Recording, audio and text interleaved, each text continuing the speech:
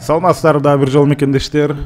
Ысык көл жана Карап Илгиз Сагындыков старттык курамда чыкты.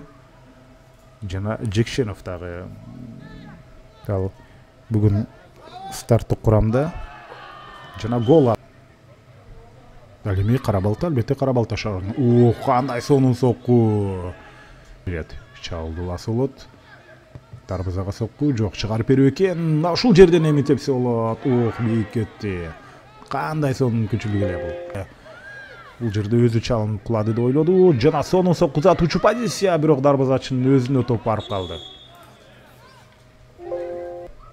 Жүрүштү сол канаттан улап келе жатат. Сонун кыска пастар менен сокку. Тагы эмес. Бир аз шашып тепкендей болду дагы.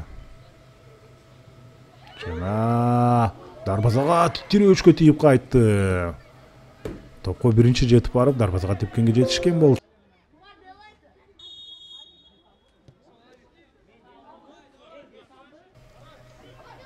Бул рет сокку затат коргоочуга тийди, бирок баары бир гол. Эсеп саны теңелди. Ысык көл командасы ошентип экинчи таймда бул жерде Адил Жекшенов бара жаткан эле. Адил Жекшеновдун чыгарып берүүсү. Бош бурч бар, бирок топ бир аз, оюнчусу топко ойногон болчу.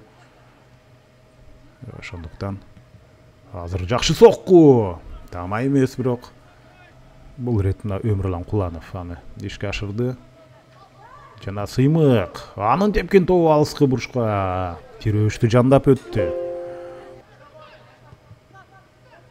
Өтө жакшы пас. Сокку жана тирөөчкө тийип кетти.